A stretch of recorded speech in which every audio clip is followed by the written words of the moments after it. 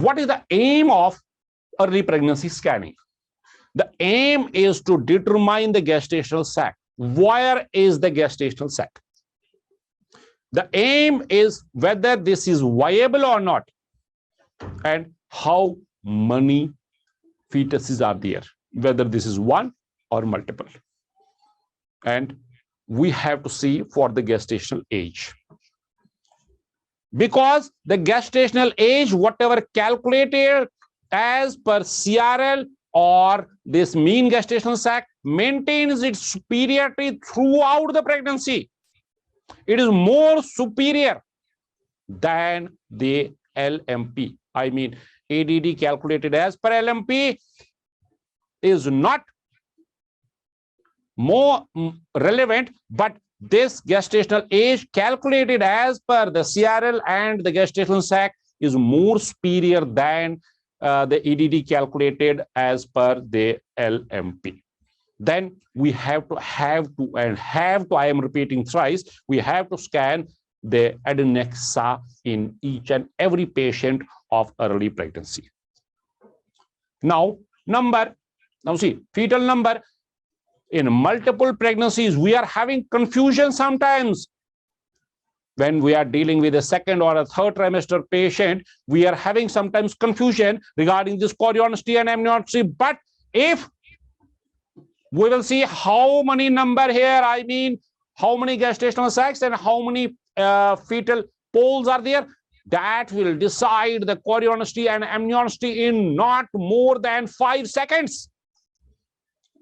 But when we are labeling, diagnosing the chorionicity in second or third trimester, it will take about 15 minutes and not always very clear. So why number? Because I want to have a clear understanding of whether there is dichorionic, diamniotic, monochorionic, monoamniotic. So whenever there is confusion in second, third trimester scan, I mean the multiple pregnancy, go back to the early pregnancy scan. That is why I have written here fetal number.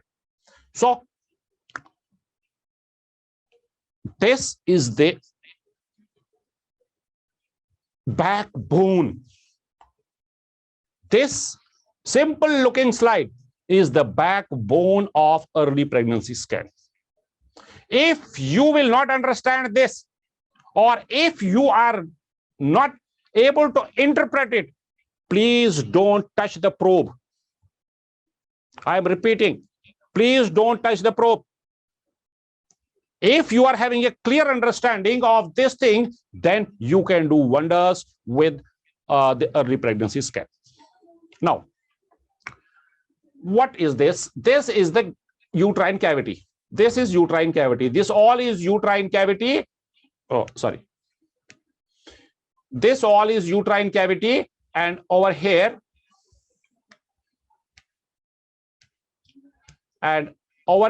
is the amnion. I mean the gestational sac. This is gestational sac, and this is the uterine cavity. In this gestational sac, we are having one more thing, and that is the amniotic cavity. In amniotic cavity, now try to understand, in amniotic cavity, the king is itself. I mean the fetus is in amniotic cavity. But so first of all, let's clear the things first. This is the uterine cavity. In this uterine cavity, I am having a gestational sac. This gestational sac is divided in two. One is extra and another is intra-amniotic cavity.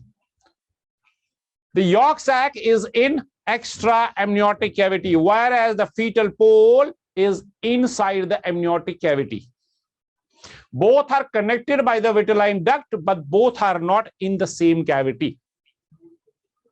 Next point, very important. Next point, very, very, very important.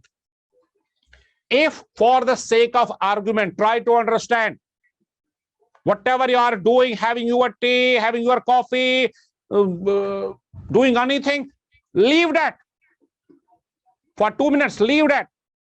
And try to focus over here, try to concentrate over here. if this gestation, if this endometrial cavity, for the sake of argument, is 10 cc, for the sake of argument, if the endometrial cavity is 10 cc. Now question, is an early pregnancy gestational sac, I am using word early, is early pregnancy gestational sac always 10 cc or less? In your comment boxes now.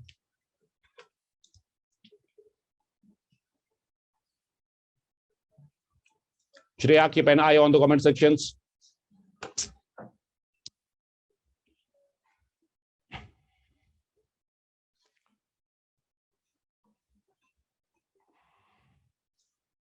Less.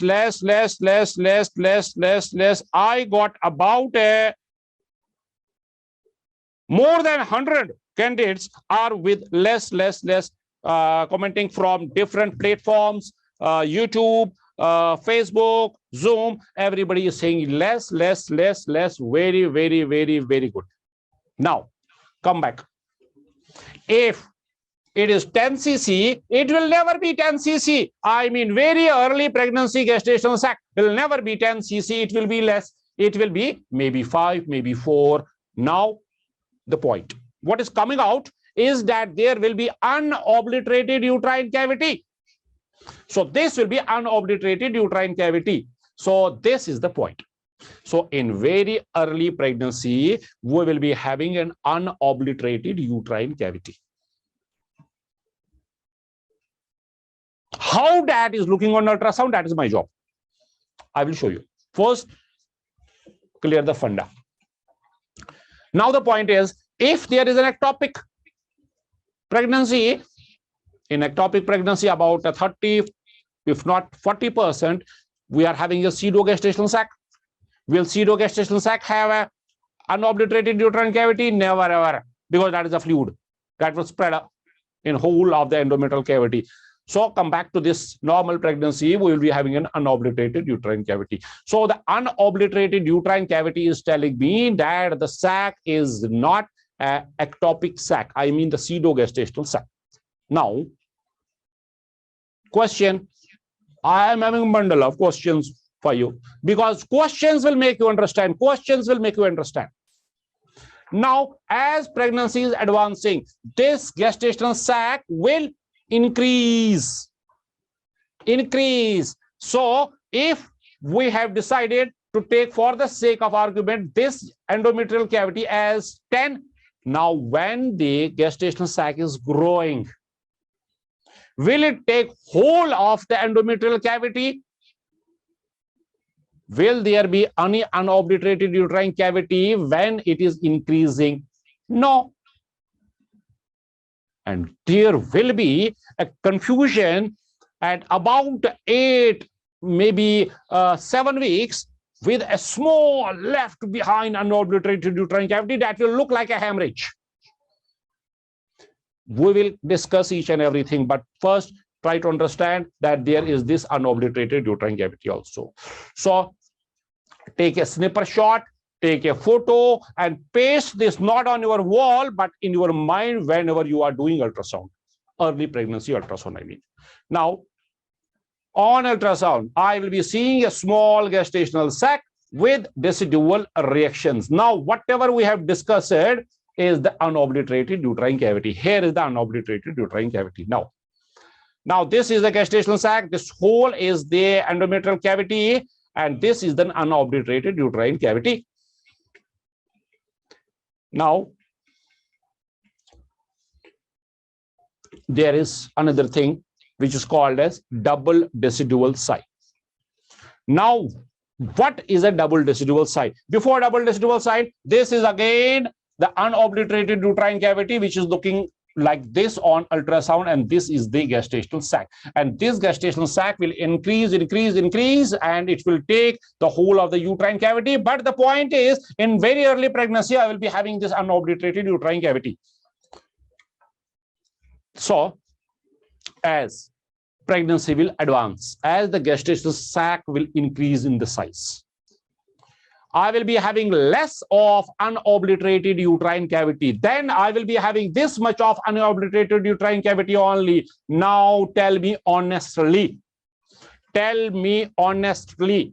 If I will not be knowing, I am not knowing that there is something which is called as unobliterated uterine cavity, and you are putting the probe over here, what you will label this area as? Tell me very, very honestly in your chat boxes. If you are not knowing that there is something which is called as unobliterated uterine cavity, what you will label this area as in your chat boxes now? Tell me honestly. Hemorrhage, hemorrhage, hemorrhage, hemorrhage, hemorrhage, hemorrhage, hematoma, hematoma, hematoma, hematoma. There is shadow, please correct. Hemorrhage, hemorrhage, hemorrhage. Now see these comments. So this is the importance of knowing the things. Now, question. Now I know that there is something which is called as unobliterated uterine cavity. Why this cannot be a hemorrhage also? Question, how to differentiate a hematoma from this small unobliterated uterine cavity? Question. I am repeating the question. I am having two possibilities over here. One is the left behind unobliterated uterine cavity or the hematoma. How to differentiate? Clinical features, Dr. Vanipuri, Urvashi Selvam, clinical features, color flow, Dr. Nirupama, sliding sign. No. Hemorrhage within the sac, Dr. Harjinder Kaur. Everybody has to comment. Facebooks, whosoever has joined via Facebook also, YouTube also, and Zoom also.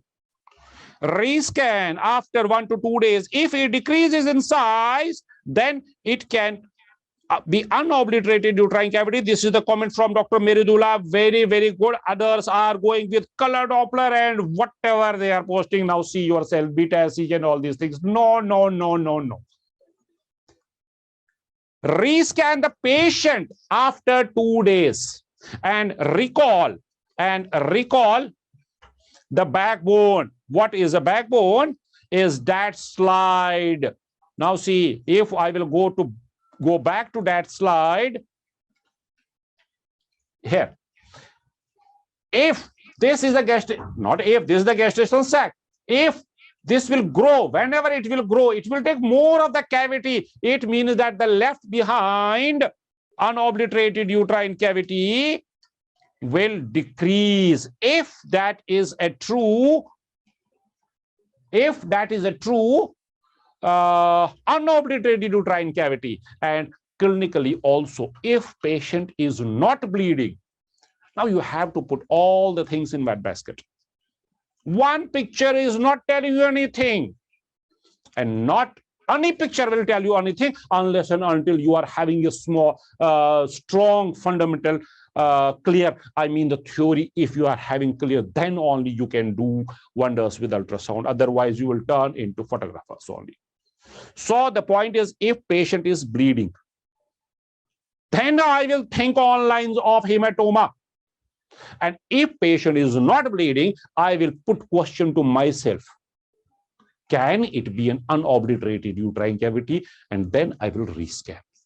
And on rescanning, if this is increasing, then that goes against unobliterated uterine cavity, because if it is unobliterated uterine cavity, it has to decrease. And if it is decreasing, then it goes in favor of unobliterated uterine cavity. And if it is increasing, then it goes against. So this way you have to put multiple things in one basket, then only you can make a diagnosis. Otherwise, these pictures, these high-end machines are complete waste for you.